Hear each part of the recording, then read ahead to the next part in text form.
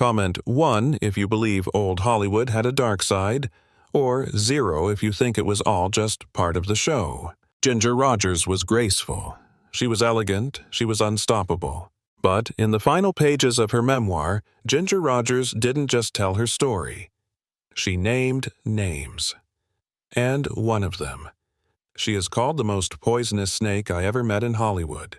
Who was this shadow behind the silver screen? And why did Ginger wait decades to reveal the truth? In today's video, we dig into Ginger Rogers' explosive memoir and uncover the secret she refused to take to her grave. Rise to fame. For those who remember the golden days of cinema and the comforting glow of a black and white screen flickering in a darkened living room, the name Ginger Rogers stirs not only memories of grace and glamour, but also of a time when elegance and talent danced hand in hand. Born Virginia Catherine McMath on July 16, 1911, in Independence, Missouri, Ginger Rogers would go on to become one of the most enduring and treasured stars of American entertainment, winning over hearts across generations. It all began with a spirited little girl raised by a fiercely determined mother. Layla Owens, McMath herself, a newspaper writer and film script editor who believed her daughter was meant for more than small-town life. For those who grew up in the 1930s and 1940s when families gathered around radios and later huddled around movie screens, Rogers' journey may feel as familiar as their own. Raised mostly in Fort Worth, Texas, Ginger's youth was filled with tap shoes and the hum of the Charleston rhythm, her home echoing with early jazz and the dreams of showbiz. Her mother's tireless dedication guided Ginger's path, making sure she had every chance to shine in a world where opportunities for women were hard-won. As America danced through the roaring 20s, so did Ginger. After winning a Charleston dance contest at just 15, she hit the vaudeville circuit with a spark and stage presence that couldn't be ignored. If you remember the old vaudeville houses, maybe you even sat in one, then you can imagine the charm of a young Ginger stealing the spotlight with her wit, timing, and flair. By 1930, she had made her way to Broadway in Girl Crazy, sharing the stage with the powerful voice of a young Ethel Merman, and backed by the unforgettable melodies of George Gershwin. It was a time when musicals were more than just entertainment. They were a form of escape, hope, and joy for families still recovering from the Depression. Then came Hollywood's knock at her door, and everything changed. Her rise was swift once she appeared alongside Fred Astaire in Flying Down to Rio in 1933. If you were lucky enough to see those films when they first played, or perhaps caught them on a rerun years later on TV, you might still remember the feeling the way Fred and Ginger floated across the screen like they were born to dance together. That first performance led to a magical series of 10 films together, including classics like Top Hat, Swing Time, and Shall We Dance?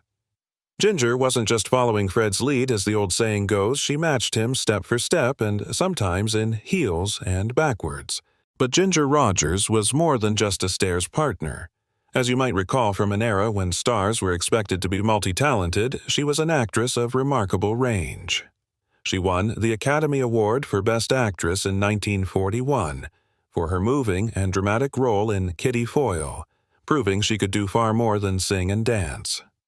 Her success extended through drama comedy and musicals alike, a rare feat especially for women in Hollywood's golden age. A household name. Back in the days when going to the movies meant dressing up in your Sunday best and standing in line with a box of Milk Duds in one hand and a Coca-Cola in the other, Ginger Rogers was already a household name. And throughout the 1940s and 1950s, while many of us were growing up under the shadow of war and the glow of black and white television sets, she continued to dazzle audiences with her incredible range. She wasn't just the dancing partner of Fred Astaire, though that's how many first came to know her. No, Ginger was so much more than that, a rare talent who could float across the screen in a swirling gown 1 minute and deliver a heartfelt dramatic monologue the next. Her performances in the films like Primrose Path, 1940, where she played a young woman struggling against the weight of family hardship, or The Major and the Minor, 1942. A clever comedy directed by Billy Wilder revealed a versatility that went far beyond her early dance roles. In Tender Comrade, 1943, filmed during World War II, she brought a quiet dignity to the story of women supporting the war effort on the home front, a tale that surely resonated with many women who had taken up factory jobs while their husbands, brothers, or sons were overseas. For audiences who remembered ration books, victory gardens, and war bond drives, Ginger Rogers wasn't just an actress, she was a reflection of strength, poise, and enduring femininity. As the years went on, Ginger continued to be more than just the smiling face on a movie screen. Off-screen, she led her life with a grace and strength that inspired many, especially women, trying to find their place in a rapidly changing world. She was fiercely independent, the kind of woman your mother might have admired, who didn't just go along with the crowd. Deeply spiritual and guided by strong personal values, Ginger stood firm in her beliefs even when Hollywood didn't always reward that kind of backbone. She spoke openly about her political convictions, and while not everyone agreed with her, no one doubted her sincerity or courage. In an industry that often asked stars to play the part both on and off screen, Ginger was resolutely herself. Her professionalism was the stuff of legend, with directors and co-stars frequently praising her dedication, punctuality, and natural charisma. Though she was married 5 times, something that back in the day would have set tongues wagging over backyard fences, she chose not to have children, instead channeling her energy into her work and passions. In her later years, long after the spotlight had shifted to a new generation of stars, Ginger Rogers returned to the stage. Not for nostalgia's sake, but because she truly loved the craft. She took on lead roles in touring productions of Hello, Dolly and Mame, introducing herself to audiences who may have only known her name from their parents' stories or late-night movie marathons on television. Even then, with silver hair and decades of experience behind her, she had that unmistakable twinkle, that spark that made her unforgettable. She moved across the stage with the same command she had once shown beside a stair. And then, in 1991, she gave fans an even deeper glimpse into her world with her autobiography, Ginger, My Story. Those who read it found not just stories of stardom and glamour, but candid reflections on the joys, sorrows, and lessons of a life fully lived. It was like sitting down with an old friend from the neighborhood, swapping memories over a cup of coffee, and realizing just how much one person could achieve with determination, dignity, and a little rhythm in their step. Personal life. Those who remember the golden age of cinema, when films were in black and white and the magic of the theater brought entire families together on Saturday afternoons, will recall her elegance, her impeccable timing, and the effortless way she danced across the screen. But behind the glittering smile and the applause that followed her every move lay a deeply personal journey, one filled with romance, heartbreak, and an unwavering devotion to her art. Over the course of her life, Ginger Rogers married 5 times. Each marriage began with hope and the promise of companionship, but sadly, each ended in divorce. Though her name was often linked with dashing co-stars and prominent entertainers, Rogers never had children. Her heart, it seemed, belonged not to motherhood, but to the stage and the screen places where she poured her energy, her passion, and the better part of her soul. Her career stretched across vaudeville radio, the bright lights of Broadway, and of course the timeless world of film where she danced and acted her way into cinematic history. Her romantic life was frequently the subject of curiosity in the tabloids and magazines that many remember seeing stacked in barbershops, beauty parlors, or lying beside the radio stand at home. Each relationship she had marked a different chapter not only in her personal life but also in the evolution of her career. Her first brush with matrimony came when she was still little more than a girl. On March 29, 1929, just a few days shy of her 18th birthday, young Ginger married Jack Pepper, a fellow vaudeville performer. In those days, they were known as Ginger and Pepper, a charming duo who danced and sang their way across small stages and smoky auditoriums. Jack's real name was Edward Jackson Culpepper, but under the bright lights, stage names and youthful dreams often took precedence over such formalities. Their love, like many youthful romances, was spirited and spontaneous, perhaps too much so. The marriage, rushed and full of youthful idealism, soon proved to be unstable. They separated not long after saying their vows, and the union was officially dissolved just 2 years later in 1931. It was a short chapter in the long book of her life, but a meaningful one nonetheless. It taught her early on that love, especially in the fickle world of show business, was not always as simple or enduring as it seemed in the movies. This early experience with love and loss would quietly shape many of her future relationships. In the years that followed, Rogers continued to find herself drawn to men who, like her, belonged to the world of performance. Whether actors, directors, or dancers, her companions often shared her rhythm, but not always her direction. A new chapter. In the early 1930s, just as the world was beginning to crawl out from under the shadow of the Great Depression and Hollywood was rising into its golden age, Ginger Rogers found herself stepping into a new chapter of her life. It was 1932, not long after her youthful marriage to Jack Pepper had ended, when she met the distinguished and talented film director Mervyn LeRoy. Those who recall the early days of sound pictures might remember LeRoy's name on the big screen, already known then for his sharp eye and firm hand behind the camera. He was a rising force in the industry, and Ginger, with her effervescent charm and boundless energy, seemed a perfect match for him. Though their romance didn't blossom into lasting love, it left behind something more enduring, an abiding and respectful friendship that would span over 50 years. In an era when relationships often flickered and faded under the hot lights of celebrity, theirs stood the test of time.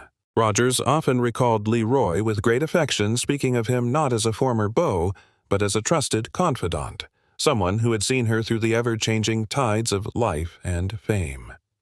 Their bond, forged in the youthful promise of early stardom, endured through triumphs, sorrows, and the many turns of the decades until LeRoy's passing in 1987. Not long after her time with LeRoy, Ginger Rogers stepped into yet another new role, this time as the wife of actor Lew Ayres. Their wedding in 1934 was the talk of the town, drawing the attention of moviegoers across the country who knew Ayres best from his powerful portrayal in All Quiet on the Western Front, 1930. He was serious, thoughtful, and handsome in that clean-cut way so typical of pre-war leading men. Together, he and Ginger made a striking pair, their public appearances often the highlight of fan magazines that many recall leafing through at the corner store or finding beside the family radio. But, as is often the case with two stars orbiting the same sky, the brightness of their careers sometimes cast shadows on their private lives. Both were in high demand, often working on opposite coasts, filming long hours, traveling constantly, and trying to meet the unrelenting expectations of the studio system. Life in the limelight brought not only admiration, but strain. By 1940, after 6 years of trying to keep their marriage afloat amid the chaos of fame, the couple quietly parted ways. That same year, fate rewarded Rogers professionally. She won the Academy Award for Best Actress for her touching performance in Kitty Foyle, firmly cementing her place among the greatest stars of her generation. In the midst of global turmoil and the heartache of war, Ginger Rogers found love again. It was 1943, and the world was deep in the throes of World War II. Amidst the patriotic fervor that defined the era, she married Jack Briggs, a young and handsome U.S. Marine who had recently returned from active duty. For many Americans, young women dancing with soldiers at USO halls, couples exchanging hurried vows before deployments, Rogers' marriage symbolized the hope and romance that flickered even during times of great uncertainty. Briggs brought a different energy into her life, less Hollywood polish, more grounded Americana. But as the war ended and the world began to rebuild, the differences between their worlds became increasingly clear.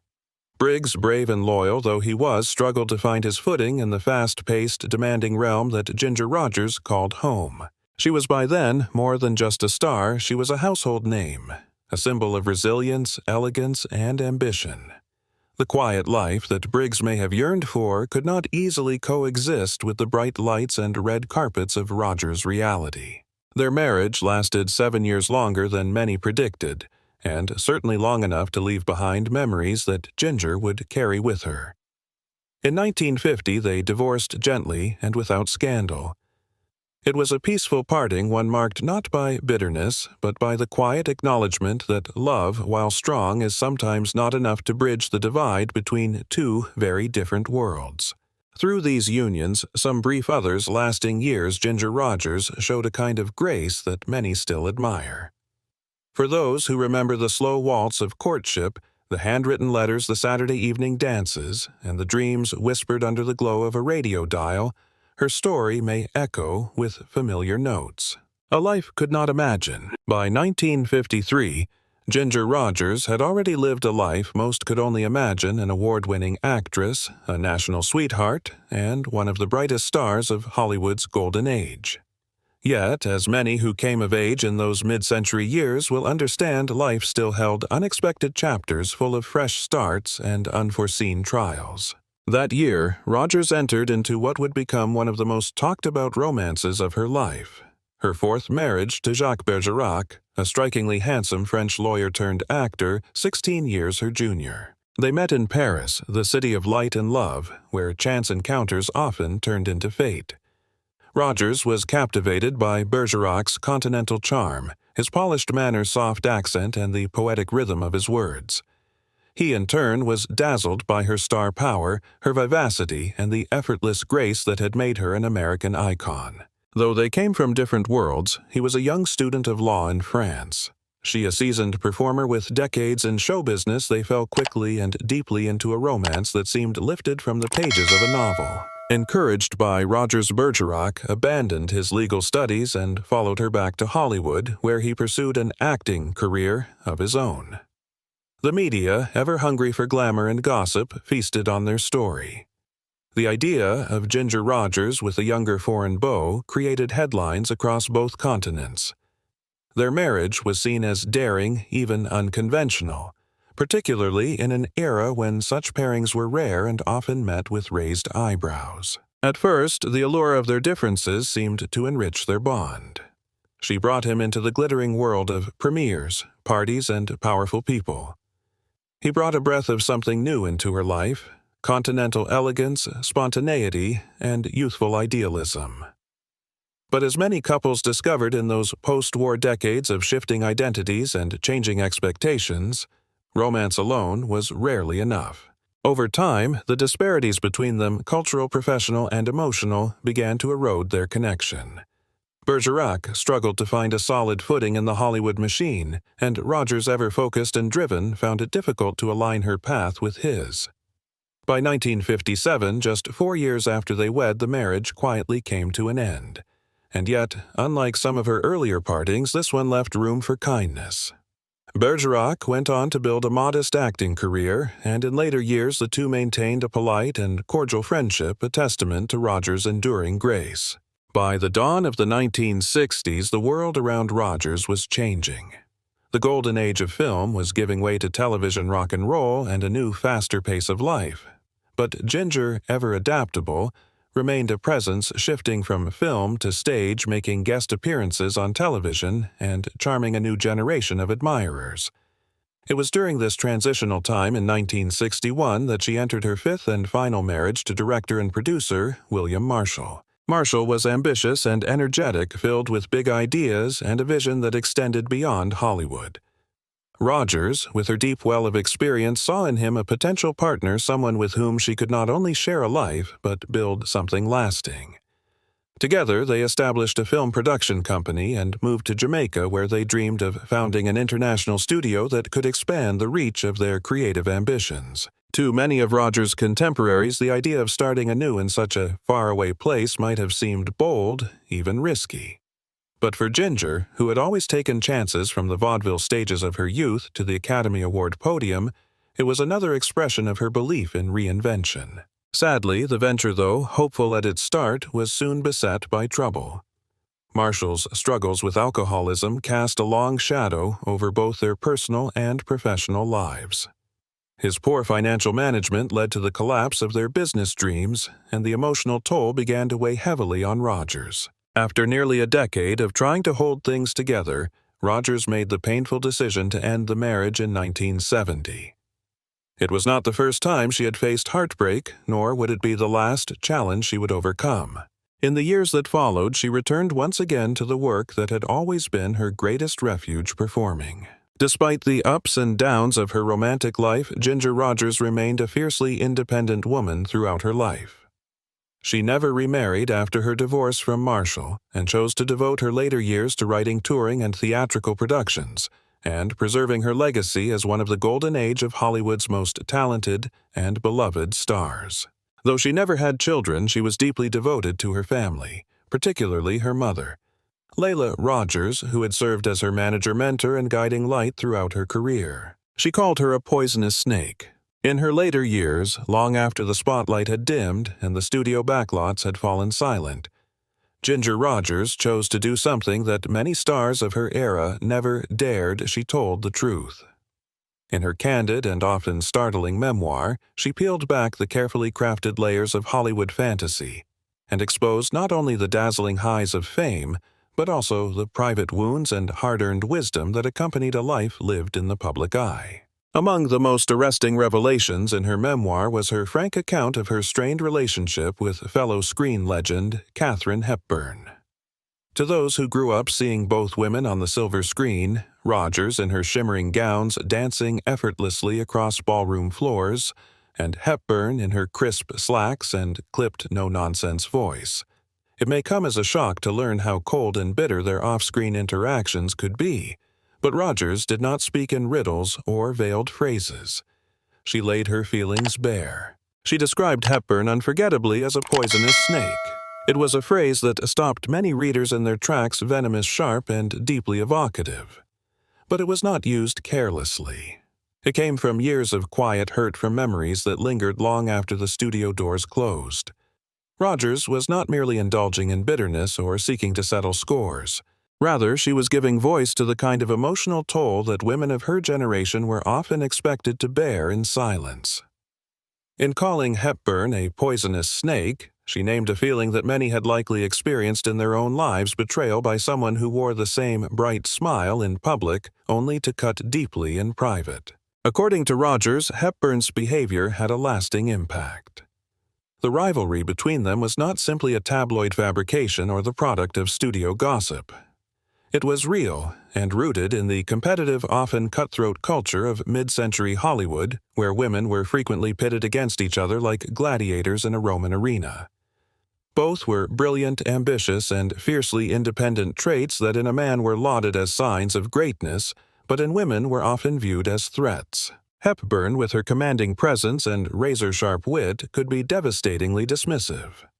Rogers wrote of moments when she felt belittled, talked down to, or simply erased in conversations that should have been between equals.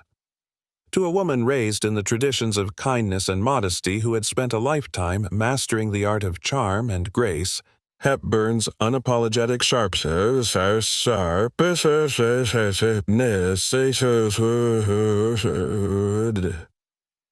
feels those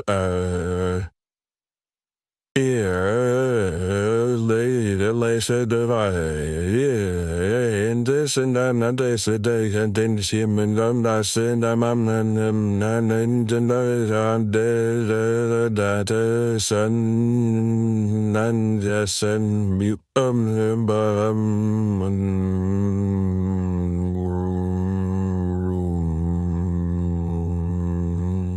For readers who remember the golden age of film as a time of elegance and gentility, Rogers' recollection may come as a jarring reminder that not everything behind the camera was as polished as what played out on the screen. Yet, she did not paint Hepburn as a villain in the old-fashioned sense. Her portrait was more complex, even empathetic. She acknowledged Hepburn's strength, her uncompromising spirit, and her dazzling intellect. But she also revealed how those very qualities, when unchecked, could manifest as coldness, condescension, and at times, cruelty. Their relationship, as Rogers described it, was not one of open hostility but of icy distance. Stiff pleasantries, sidelong glances, and a constant, quiet battle for ground. There were no tearful reconciliations, no heartfelt apologies exchanged.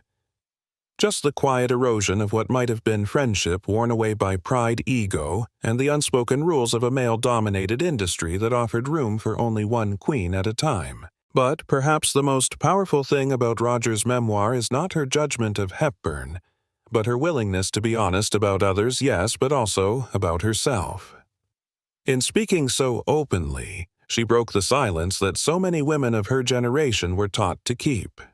She gave a voice to the overlooked emotional cost of being constantly compared, undermined, and misunderstood. Her story became not just a record of what happened between two women in Hollywood, but a mirror for the struggles of many women on screen and off who were forced to smile through rivalry, endure slights in silence, and carry the burden of perfection. When Rogers wrote those unforgettable words, "She was a poisonous snake," she did more than describe a single person.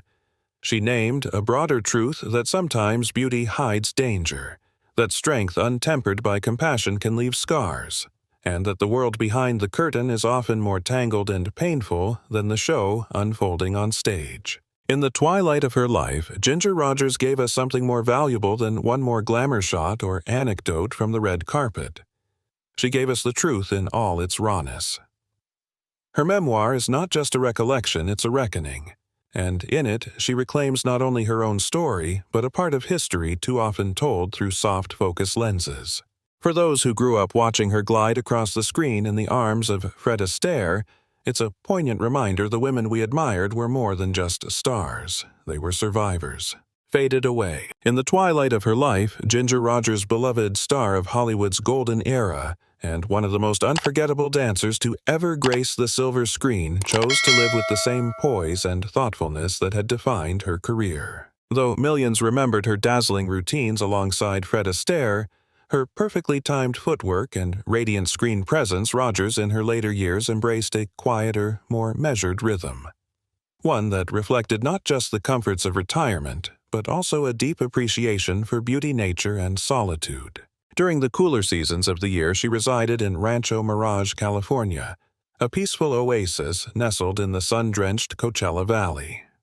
Known for its warm winters and gentle pace of life, Rancho Mirage had long attracted a particular kind of resident, those who valued elegance, discretion, and a bit of sunshine to soothe aging bones. For Rogers, it offered all of that and more.